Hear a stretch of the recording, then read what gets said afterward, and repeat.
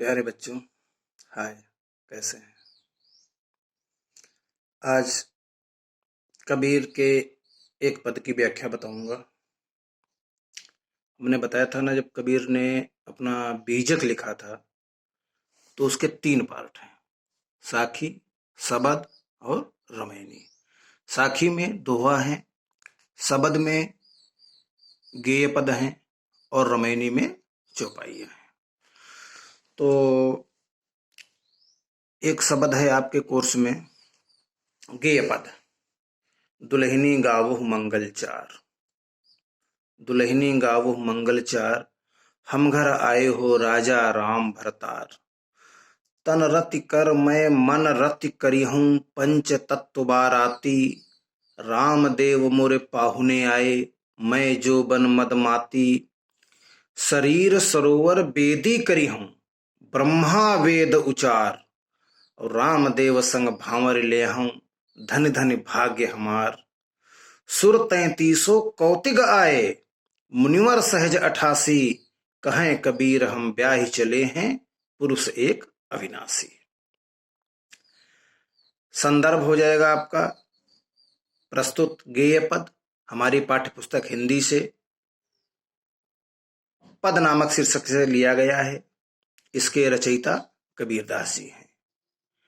प्रसंग में आप लिखेंगे कि निर्दिष्ट पद में कबीर जी ने परम पिता परमात्मा के प्रति अपने समर्पण का वर्णन किया है। अब व्याख्या पर आते हैं।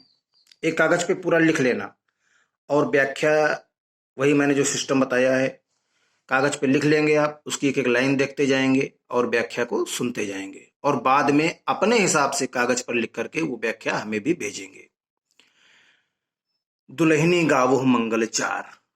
मंगलचार बेटा उसे कहते हैं जो शुभ अवसरों पर गाए जाते हैं। जैसे विवाह के समय पर जो गीत गाए जाते हैं उन्हें मंगलचार कहते हैं। मंगल माने होता है शुभ, जो चार का अर्थ है उच्चारण। जो शुभ अवसरों पर जिनका उच्चारण हो, जो गीत गाए जाए, उन्हें मंगलचार कहते हैं। कबीर जी कहते हैं दुल्हनी गावो मंगलचार। हे सौभाग्य, दुल्हनी मतलब सौभाग्यवती नारी हूं। और आप सौभाग्यवती क्यों हैं? क्योंकि आप हमारे इस विवाह के भागीदार बन रहे हैं, इस हमारे विवाह के आप साक्षी बन रहे हैं, तो इसलिए आप सौभाग्यवती हैं। दुल्हनी गावो मंगलचार, हे सौभाग्यवती नारियों। यहां नारियों से अर्थ है जो कोई भी शामिल है, तो आप मंगलचार गाइए। आप विवाह के अवसर पर जो शुभ गीत गाए जाते हैं उनको गाइए। क्यों? क्योंकि हम घर आए हो राजा राम भरतार। क्योंकि आज हमारे घर में राजा रामचंद्र जी, भगवान रामचंद्र जी, भरतार माने होता है पति, पति बनकर आ रहे हैं। और एक चीज याद रखना, कबीर के राम अयोध्यावासी दशरथ के पुत्र राम नहीं है। कबीर के राम परम पिता परमात्मा है। उनको आप खुदा भी कह सकते हैं, उनको आप ईसा भी कह सकते हैं, उनको आप गॉड भी कह सकते हैं, उनको आप ब्रह्म भी कह सकते हैं, उनको आप शंकर भी कह सकते हैं, जो आप कहना चाहें अपनी स्वेच्छा से। यानी कि कबीर का परमात्मा सिर्फ एक है और उसकी संज्ञा कोई भी हो सकती है। तो कबीर जी कहते हैं हम घर आए हो राजा राम भरतार। आज हमारे राम, आज हमारे परमात्मा पति बन करके हमारे घर को आ रहे हैं। तो मैं क्या करूंगी ऐसे शुभ अवसर पर? तन रति कर मैं मन रति करी हूं, पंच तत्व बाराती। देखिए, विवाह में सिर्फ शरीर का समर्पण नहीं होता है। विवाह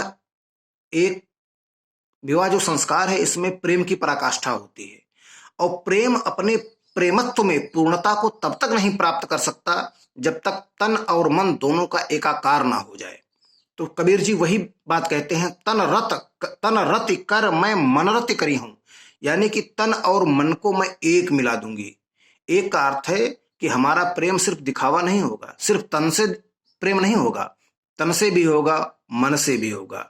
तन रति कर मैं मन रत करी हूं। और पंच तत्व बाराती, और जो हमारी बारात में आ रहे हैं, पंच तत्व आ रहे हैं। कौन से पंच तत्व होते हैं?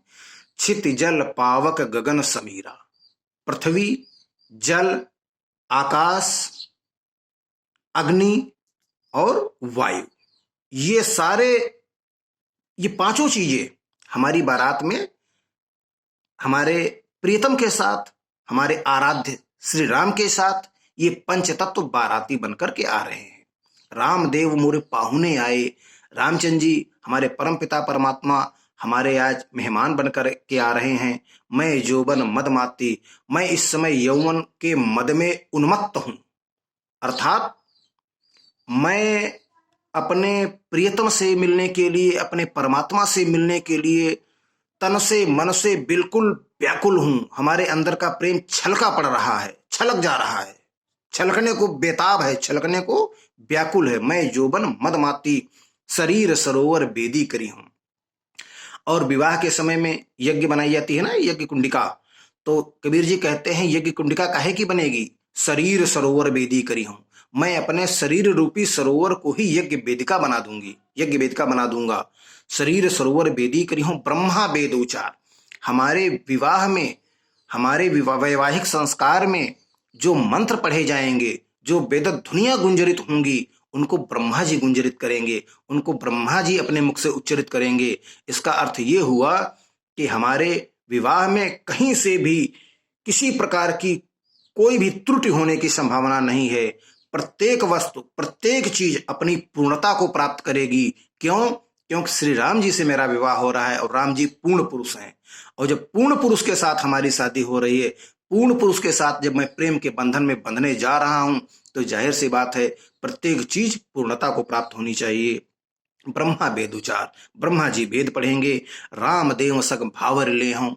अपने हिंदू संस्कार में विवाह तब तक पूर्ण नहीं माना जाता है जब तक वर और कन्या अग्नि को साक्षी मान करके भांवरे ना लें। भांवर का अर्थ होता है अग्नि के चारों ओर फेरा लगाना, और 7 फेरे लगाए जाते हैं। इनको कहीं कहीं सप्तपदी भी कहा जाता है, कहीं कहीं भांवर भी कहा जाता है। तो कहते हैं कबीर जी कि राम देव संग भांवर ले हूं, मेरी भांवरे किससे पड़ेंगी? राम जी के साथ पड़ेंगी। धन धन भाग्य हमार, अरे मेरा भाग्य तो धन्य है। मैं बार बार बल जाती हूं, बार बार अपने भाग्य की सराहना करती हूं। सुर 33 कौतिक आए, और हमारे इस विवाह में शामिल होने के लिए 33 करोड़ देवता आ रहे हैं। हमारे इस सौभाग्य मिलन में, हमारे इस महामिलन में, हमारे इस पवित्र विवाह में 33 करोड़ देवता भी शामिल हो रहे हैं, वो भी साक्षी बन रहे हैं इस पवित्र विवाह के। और मुनिवर सहज 88, और 88,000 ऋषि मुनि भी आ रहे हैं। ये 33 करोड़ देवता और 88,000 ऋषि मुनि, बेटा ये हमारी हिंदू मान्यताओं में ऐसा माना जाता है 33 करोड़ देवता हैं। और जो बहुत ही पवित्र, सिद्ध, योगी, अमलात्मा, विमलात्मा, महात्मा टाइप के जो ऋषि मुनि हैं, वो 88,000 हैं। तो वो 88,000 सारे के सारे ऋषि मुनि और 33 करोड़ देवता इस महामिलन में शामिल होने को आ रहे हैं, अर्थात हमारे विवाह में साक्षी बनेंगे। वो भी कहें कबीर हम ब्याह ही चले हैं, पुरुष एक अविनाशी। कबीर जी कहते हैं कि हम अपना जो विवाह कर रहे हैं उस एक पुरुष से कर रहे हैं। एक पुरुष माने एको ब्रह्म द्वितीयो नास्ति, ब्रह्म तो केवल एक ही है, द्वितीय नहीं है।